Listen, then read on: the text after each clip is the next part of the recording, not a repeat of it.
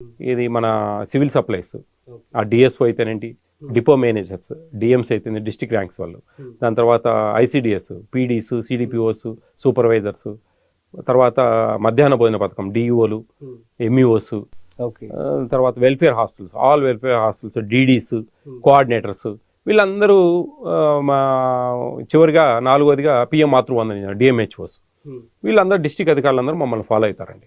అట్లా మేము ఆ రోజులో దాదాపు నేను ప్రతిరోజు ఖచ్చితంగా 25 నుంచి 30 సెంటర్లు విజిట్ చేస్తాను రోజులో. మార్నింగ్ 7కి 8కి అట్లా స్టార్ట్ చేస్తే కనుక రాత్రి దాదాపు హాస్టల్స్ చేసేటప్పటికి 9, 8, 9 అవుతుందండి మాకు టైము. ఆ 30 విజిట్ చేస్తాను. ఒక్కొక్క విజిట్లో 10 నిమిషాలు, 15 నిమిషాలు. 30 విజిట్ చేస్తాను హాస్టల్స్లో. అందుకేనండి, ఎందుకంటే ఇక్కడ ప్రయాణాలు ఎక్కువ, అందుకు జాగ్రత్తగా మేము ప్లాన్ చేసుకుంటాం. తర్వాత హాస్టల్స్లో 15, 20 నిమిషాలు, 25 నిమిషాలు ఉండాల్సి వస్తుంది. అక్కడ భోజనాలు టేస్ట్ చేస్తాం, ఖచ్చితంగా పిల్లలతో కూర్చొని తింటాము, వాళ్ళ బాధలన్నీ తెలుసుకుంటాము, ఏ విధంగా అనేది అట్లా ముందుకెళ్తా ఉంటాం. దానికి స్పెషల్గా మేము ఒక వాట్సాప్ నెంబర్ క్రియేట్ చేశాను, 9490555117 అని. ఆ నెంబరు మేము అందరికీ ఇచ్చేయడము. ఇదిగో ఈ విధంగా స్టిక్కర్స్ తయారు చేశాను, ఒక 1 lakh స్టిక్కర్స్. ఇవన్నీ నా ఓన్గా తయారు చేసుకొని ప్రతి ఒక్క సెంటర్స్లో అన్నిట్లో ఆల్రెడీ దాదాపు 75,000 పాంప్లెట్, ఒక జిల్లాకు 3,500 పాంప్లెట్లు దగ్గర పంపించి అన్ని స్టిక్ చేయడం జరిగింది. ఇవి నేను స్వయంగా తీసుకెళ్తా, మా పిల్లలంతా కనిపిస్తూ ఉంటారు. అక్కడి నుంచి మాకు కంప్లైంట్స్ స్టార్ట్ అయినాయండి. వాట్సాప్లో రావడం, అవన్నీ స్క్రీన్ షాట్ చేయడము. మేజర్ ఇష్యూస్ అయితే కనుక కొన్ని వీడియో ప్రూఫ్స్తో సహా పెట్టండి అని చెప్పి గట్టిగా అడుగుతాను నేను అందరినీ. ఎందుకంటే వీడియో ప్రూఫ్స్ అయితే నాకు చాలా ఈజీ అండి వర్క్. వాళ్ళు ఇంకా బుకాయించేదానికి, తప్పించుకునేదానికి అవకాశం ఉండదు. ఖచ్చితంగా నాకు సమాధానం ఇవ్వాలి వాళ్ళు, లేదంటే యాక్షన్ తీసుకుంటాం అనమాట. ఆ పరిస్థితులలో వాళ్ళను మేము క్యాచ్ చేసేదానికి కానీ, ఎవరైనా తప్పులు చేసే వాళ్ళను అందరని అన్నాను నేను. చాలా శాతం అయితే కొన్ని హాస్టల్స్లో, అంగన్వాడీ సెంటర్స్లో ఎక్కువ జరుగుతూ ఉంది అవినీతి. వాటిని కొంచెం కట్టడి చేయడానికి ఈ సిస్టంలో పోతా ఉన్నాం అనమాట. ఆ సిస్టంలో పోయినప్పుడు ఎన్నో మాకు మెసేజ్లు వస్తూ ఉంటాయి. అవన్నీ ఫీడ్ చేసి పెడతారు అందరూ మా పిల్లలు. మా ఒక డేటా ఎంట్రీ ఆపరేటర్ ఒకరిని అపాయింట్ చేశాం. అవన్నీ వాట్సాప్లో వచ్చేటన్ని ప్రింట్లు తీసి పెడతారు. నేను ఒక్కొక్క డిస్టిక్ పోయేటప్పుడు పోతూ ఉంటాను. మిగతావి కొన్ని సింపుల్గా ఉండేటివి, ఏదైనా కొద్దిగా ఉండేటివి దానికి సంబంధించిన జిల్లా అధికారులకు ఆటోమేటిక్గా వాట్సాప్లో పంపిస్తే వాళ్ళు టేకెన్ యాక్షన్ రిపోర్టు మాకు ఫుడ్ కమిషన్కి పంపిస్తారు. ఇట్లా వెళ్తూ ఉంటుంది. మొదటగా నేను కడపలో స్కూల్స్ చూశాను. స్కూల్స్ మధ్యాహ్న భోజన పథకంలో ఫస్ట్ ఒక రేషన్ షాప్స్ చూసాము. అట్లా దాని తర్వాత స్కూల్స్లో కొంచెం భోజనాలు కొన్ని దగ్గర బాగుంటుంది, కొన్ని దగ్గర బాగుండదు. ఇట్లా ఆ నుంచి సమస్య ఎదురవుతూ వస్తున్నాయి. కొంతమంది మెనూ డివేట్ అవుతుంటారు, అంటే ఎగ్స్ ఇవ్వరు. అది ప్రజలకు, పబ్లిక్, పిల్లలకు ప్రభుత్వం కల్పించిన ఒక హక్కు అండి, రైట్. అది అవును, రైట్ ఫర్ ద ఫుడ్, అంతే. ఆ రైట్ను డీవియేషన్ అయ్యేదానికి లేదండి ఎవరు కూడా. అది రూపాయా, 10 రూపాయల, చిన్నోడా పెద్దోడా అనే కాదు. అక్కడ వాళ్ళ హక్కును వాళ్ళు సాధింపజేసుకోవాలి. ఆ సాధించుకునే విషయంలో ఎవరైనా సరే దాన్ని డివైడ్ చేస్తే ఫుడ్ కమిషన్ అనేది ఒకటి ఉంది. ఖచ్చితంగా ఆ విషయంలో చర్యలు తీసుకుంటుంది, కేసులు పెడుతుంది, ఫైన్లు వేస్తుంది, సస్పెన్షన్కు గురి చేసేదానికి అధికారులను మేము రికమెండ్ చేసేది ఉంటుంది. ఈ విధంగా జాగ్రత్తగా చేస్తూ ఉన్నాం, పకడ్బందీకి చేస్తూ ఉన్నాం. ఎక్కడ కూడా పొరపాటు చేసేదానికి ఆస్కారమే ఇవ్వను నేను. నా దృష్టికి వచ్చిందంటే ఇంకా దానికి తిరిగి ఉండదండి. అంత జాగ్రత్తగా వెళ్తా ఉన్నా.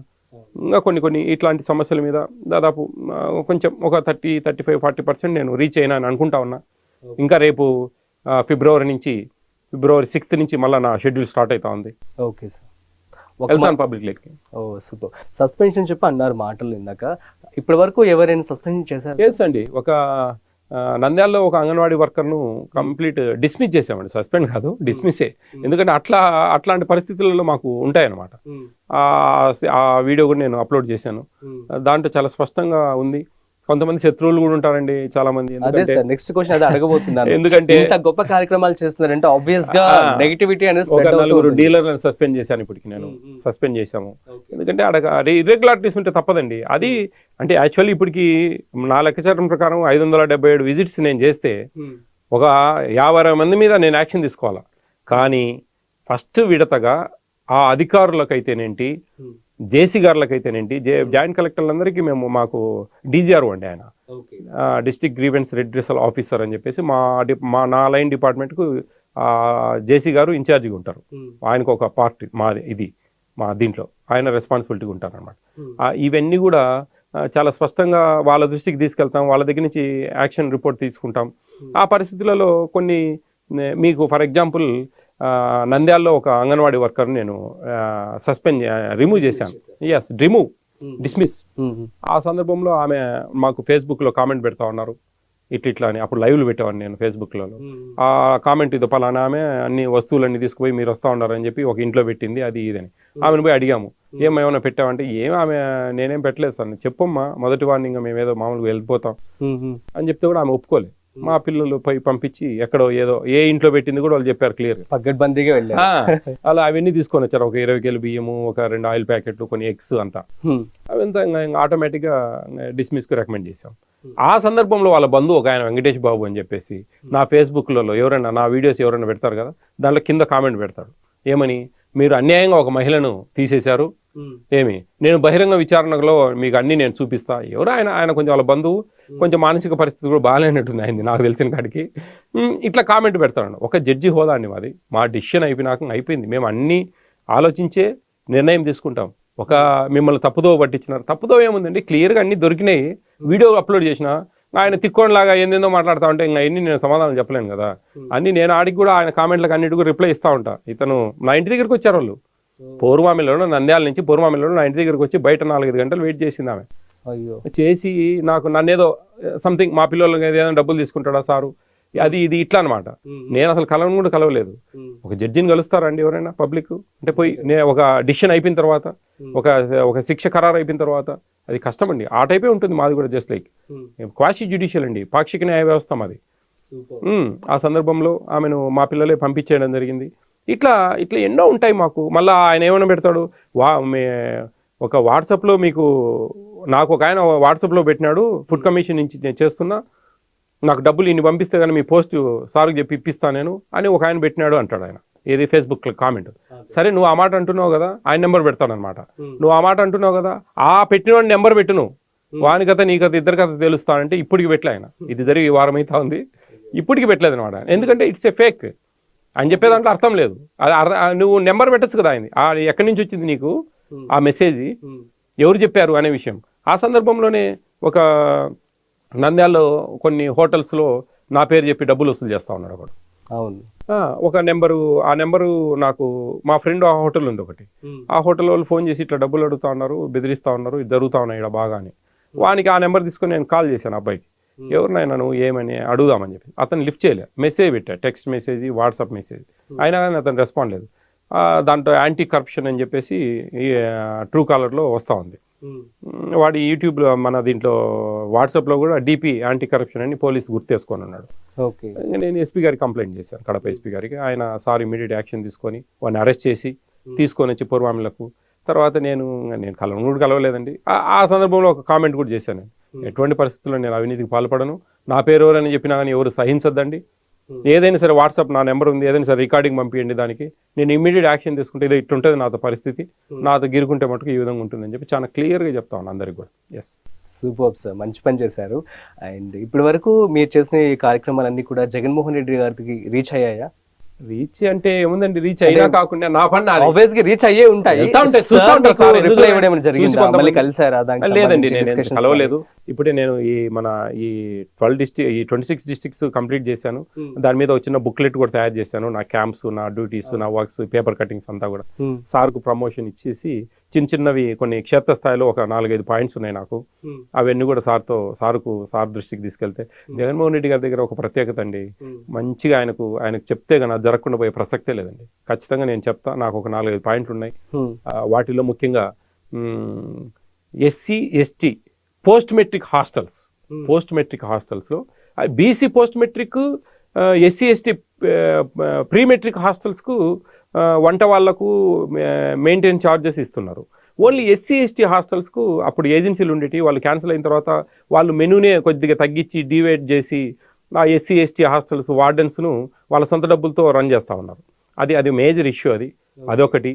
దాని తర్వాత ఈ మెస్ ఛార్జెస్ ఎన్హాన్స్ చేయమని చెప్పేసి నా రిక్వెస్ట్ మా సీఎం గారికి నేను అడగబోతా ఉన్నా. దాని తర్వాత అంగన్వాడీ సెంటర్స్కు ఒక సిలిండర్ ఇచ్చారండి, సెకండ్ సిలిండర్ లేదు, అదొకటి సెకండ్ సిలిండర్. ఇట్లా ఒక 4-5 పాయింట్లు ఉన్నాయి. అవన్నీ కూడా సార్ దృష్టికి తీసుకెళ్ళి కొంచెం అవన్నీ కూడా సాల్వ్ చేయాలని చెప్పి ట్రై చేస్తా ఉన్నాను. అట్ ద సేమ్ టైం అండి, ఫుడ్ కమిషన్ అంటే ఒక శత్రువులాగా భావించకండి. దయవుంచి ప్రతి ఒక్క అధికారులు ప్రజలు అందరూ కూడా ఇది చాలా అండి. ఒకటి ఏపీ స్టేట్లో డోర్ డెలివరీ జగన్మోహన్ రెడ్డి గారు చాలా బ్రహ్మాండంగా చేస్తూ ఉన్నారు. మా ముఖ్యమంత్రి గారు ఎక్కడ కూడా మన ఇండియాలో ఎక్కడా లేదండి డోర్ డెలివరీతో ఇచ్చేది. ఆ పథకాన్ని దాదాపు 10,000 ఆటోలు దగ్గర పెట్టి అందరికీ డోర్ డెలివరీ 10-15 ఇండ్లకు డెలివరీ ఇవ్వడం ఇవంతా జరుగుతూ ఉంది. ఆ సందర్భంలోనే ఈ అంగన్వాడీ సెంటర్స్కు మధ్యాహ్న భోజన పథకం ఇస్తున్న హెడ్ మాస్టర్ స్కూల్స్కు వాళ్ళు వెళ్ళి తెచ్చుకునే వాళ్ళు డిపోకు పోయి ఓకే బియ్యం. ఆ సందర్భంలో మేము మా కమిషనర్ గారిని అడిగాము. ఆయన ఒప్పుకొని ఆటోల ద్వారా డెలివరీ ఇస్తా ఉన్నాం ఇప్పుడు. అదే ఆటోల ద్వారా వాళ్ళకు కూడా, ఎందుకంటే మహిళలండి అంగన్వాడీ సెంటర్స్లో వాళ్ళు ఆ సెంటర్కి రావడము, ఆ ఎఫ్బి షాప్స్కు అక్కడి నుంచి ఆటోలలో తీసుకుపోవడము. ఆ టైంలో వీళ్ళు పోయినప్పుడు వాళ్ళు లేకపోవడం, వాళ్ళ దగ్గర ఒకటే బయోమెట్రిక్ మిషన్ ఉంటుందండి. ఆ బయోమెట్రిక్ మిషన్ ఆటో అతను కూడా తీసుకెళ్తాడు. అతను బయోమెట్రిక్ పెట్టించుకొని తీసుకోవాలన్నమాట. అప్పుడు వీళ్ళు వెళ్ళినప్పుడు బయోమెట్రిక్ మిషన్ ఉండదు. ఒకవేళ వెళ్ళి ఎప్పుడైనా వీళ్ళు బయోమెట్రిక్ వేసి ఆటో మళ్ళీ పంపిస్తాము డీలర్కి చెప్పారనుకోండి, అంతలోపు మేము విజిలెన్స్ వాళ్ళు పోతే కానీ వాళ్ళ దగ్గర స్టాక్ దొరుకుతుంది. అప్పుడు వాళ్ళ మీద కేసులు బుక్ అవుతాయి. ఇవన్నీ ఈ అలిగేషన్స్, ఇబ్బందులు, పాపం ఆడోళ్ళు 50 కేజీల బ్యాగులు అవన్నీ వేసుకోవాలా తీసుకోవాలా అనే ఉద్దేశంతో చాలా మంచిదని అట్లా చెప్తున్నాను నేను. క్షేత్రస్థాయిలో జరుగుతున్న ఇబ్బందులను కూడా ఏపీ స్టేట్ ఫుడ్ కమిషన్ గమనిస్తుంది. హమాలీస్ కొంచెం ఛార్జెస్ పెంచాలని చెప్పేసి మేము మా కమిషనర్ గారికి వినవించడం జరిగింది. ఆయన దాని మీద చర్యలు తీసుకొని కొద్దిగా డబ్బులు కూడా పెంచారు. రేపు నెల నుంచి ఏమో అది అడ్జస్ట్ అవుతుంది. ఇట్లా అన్ని విధాలు కూడా సహకరిస్తాం అండి. ఒకటేనండి, నేను మీ ఛానల్ ద్వారా ఓపెన్గా చెప్తా ఉన్నా, వాళ్ళు చేస్తున్న తప్పులు తెలుసు, వాళ్ళు చేస్తున్న మంచి తెలుసు, ఎవరు ఎక్కడ లోపాలు ఉన్నాయో తెలుసు, ఎక్కడ స్వార్థంగా పనిచేస్తున్నారనే విషయాలు కూడా నాకు చాలా స్పష్టంగా తెలుసు. ఎందుకంటే ఈ నా 4 లైన్ డిపార్ట్మెంట్స్లో నేను వెళ్ళినంత డెప్త్కు ఏ అధికారి పోలేదు. నేను అంటే వాళ్ళ డిఫరెంట్గా ఉంటాయి కదండి. నేను డెప్త్కి వెళ్తాను. అదే చెప్తున్నాను, అందరు అధికారులు కూడా inspections is more important, very important. మనం ఏముందండి ఏసీ రూమ్లో కూర్చొని ఫ్యాన్ కింద కూర్చొని హ్యాపీగా, అది కాదండి. పబ్లిక్లోకి పోవాలా ప్రతి ఒక్క అధికారి. నా విన్నపం నేను చెప్తున్నా, నా 4 లైన్ డిపార్ట్మెంట్స్లో అధికారులు అట్లీస్ట్ పర్ మంత్ ఒక 10 విజిట్స్ వెళ్ళండి. భోజనాలకు సంబంధించింది, ఆకలిని తీర్చే కార్యక్రమాలు ఇవి. స్కూల్స్కి వెళ్తామండి, చదువులు అది ఒక ఎత్తండి. అంగన్వాడీ సెంటర్స్ అది వాళ్ళు అక్కడ చిన్న పిల్లలకి అన్ని మంచిగా చదువు చెప్తారు, అది ఒక ఎత్తు. హాస్టల్స్లో వేరే ఫెసిలిటీస్ అన్నీ ఉంటాయి, ఆడ కూర్చోబెట్టడం చదివియడం ఇదంతా ఒక ఎత్తు. కానీ అన్నాలండి, ఇప్పుడు ఫర్ ఎగ్జాంపుల్ మనం ఒక పెళ్ళికి వెళ్తామండి, బాగా మంచిగా తయారై నీట్గా పోతాం. పోయేటప్పుడే మనం థింక్ చేస్తాం, హ్యూమన్ బీయింగ్, మనిషి మెంటాలిటీ, ఈరోజు మంచిగా లంచ్ బాగుంటుంది, నాన్ వెజ్ అయితే మంచి బిర్యానీ చికెన్ మటన్ బాగా తినాలా, బాగా ఎంజాయ్ చేయాలా అని ఒక థాట్ ఉంటుందండి ఎవరికి. అప్పుడు అట్లాంటిది మన హాస్టల్స్లో, మన స్కూల్స్లో, మన అంగన్వాడీ సెంటర్స్లో ఉండే వాళ్ళు కూడా రోజు మెనూ ఉందండి. ఒకరోజు వెజిటబుల్ బిర్యానీ ఉంటుంది, ఒకరోజు చికెన్ ఉంటుంది. వాళ్ళు ప్రిపేర్ అవుతారు. వాళ్ళు ఈరోజు మనకు చికెన్ మంచిగా బాగా తినాలా, ఈరోజు మంచిగా ఇష్టం కలిగింది, ఈరోజు పులిహోర అన్నం దొండకాయ పచ్చడి బాగా కలుపుకొని బాగా తినాలా అని ప్రిపేర్ అవుతారు మెంటల్లీ. దాన్ని దెబ్బతీస్తూ ఆ రోజు బాయిల్డ్ ఎగ్ ఇవ్వరు కొంతమంది, డబ్బులు సరిపోకడం ఇంకోటి అనే ఉద్దేశంతో. ఆ సందర్భాల్లో వీళ్ళు ఏదో నాసిరకంగా చేస్తారు కొన్నిసార్లు, ఆ డబ్బులు మిగిలించుకోవాలనే ఒక దురుద్దేశంతో. ఆ సందర్భంలో ఇవన్నీ రాంగ్. కరెక్ట్గా ఉండాలా, మనం ఏదైనా కానీ జాగ్రత్త చేయాలా అనేది నా ఉద్దేశం. ఆ సందర్భంలో ఆ విధంగా నేను పోవడము, వాళ్ళకు హెచ్చరించడము ఇవన్నీ జరుగుతూ ఉన్నాయి. ఇంకా స్పెషల్గా ఏపీ స్టేట్లో ఫోర్టిఫికేషన్ చేసిన కెర్నల్స్, ఫోర్టిఫైడ్ రైస్ అండి, కొన్ని ఒక 50 కేజీల బ్యాగ్లో 500 గ్రాములు కలుపుతారు. అవి మనిషి తయారు చేసిన పదార్థం. ఒక బియ్య పొడితో folic acid, vitamin B12, iron mix చేసి ఆ కెర్నల్స్ను వాటిలో కలుపుతారనమాట. 50 కేజీల బ్యాగ్లో 500 గ్రాములు అంటే కిలోకు 10 గ్రాములు వస్తాయి.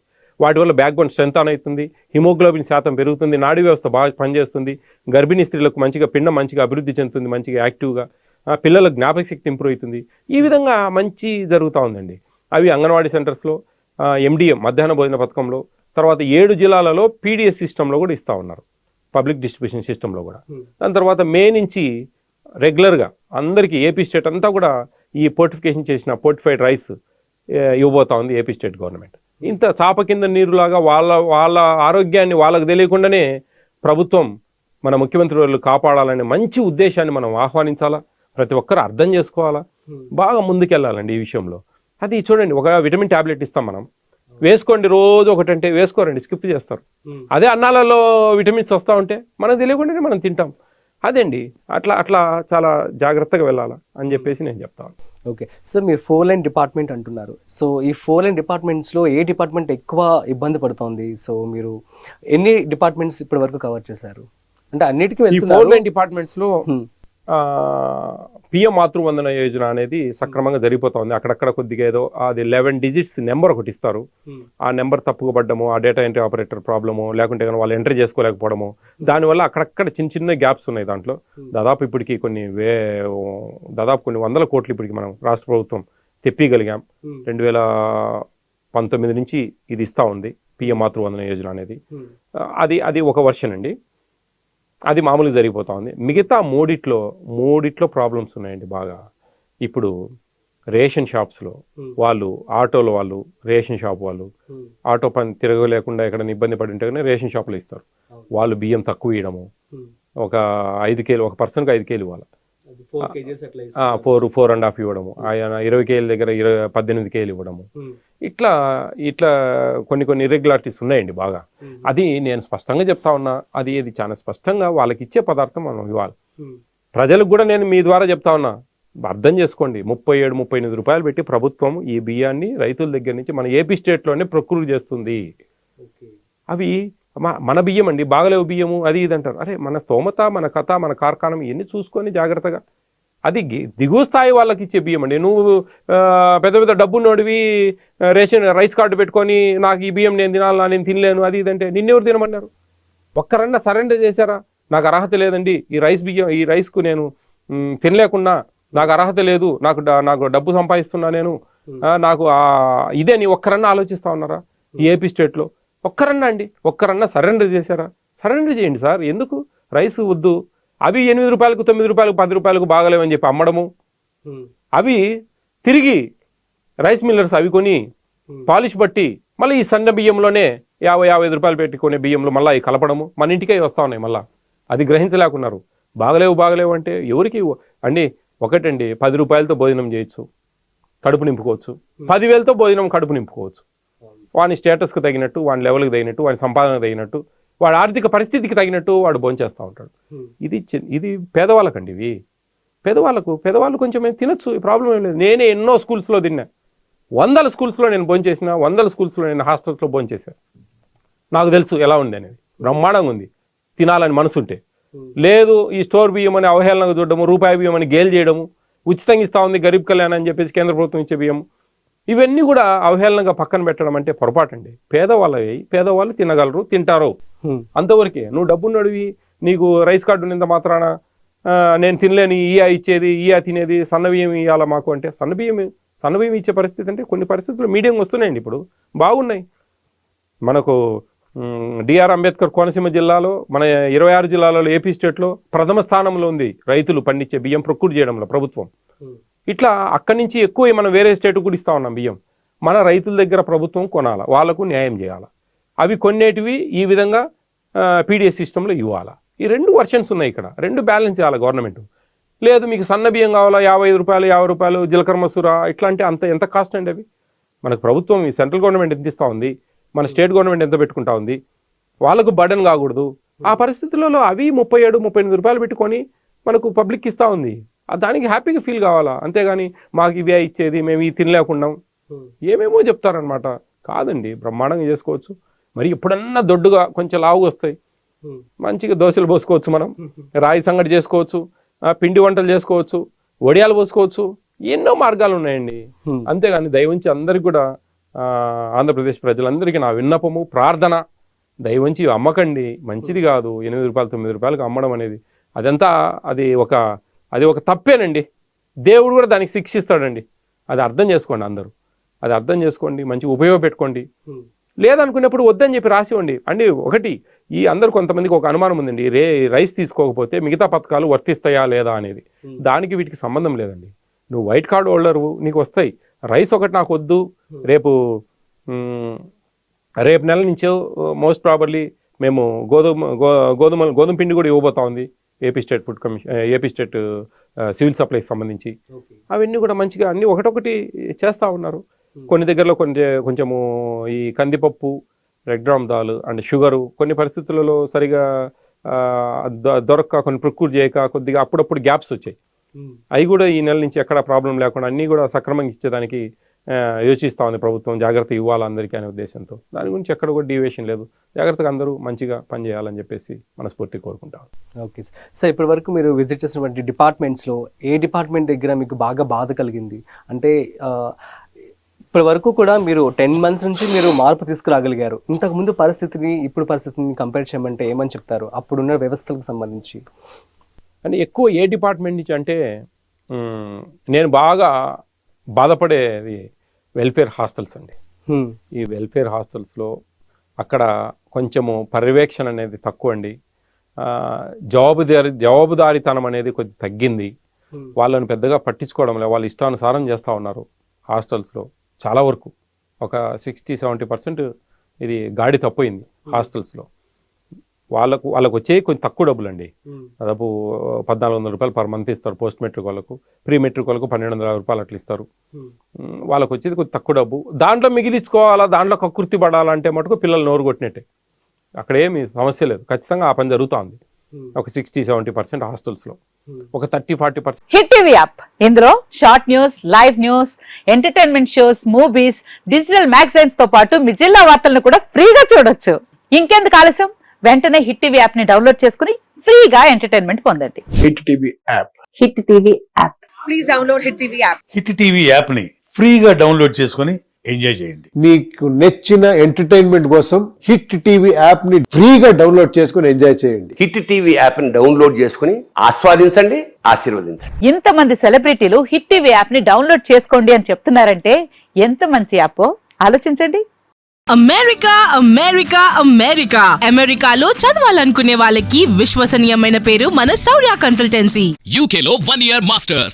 UK లో 1 year masters. 2 years work permit up to 5 years visa. Contact Saurya Consultancy. Contact 89851 89851.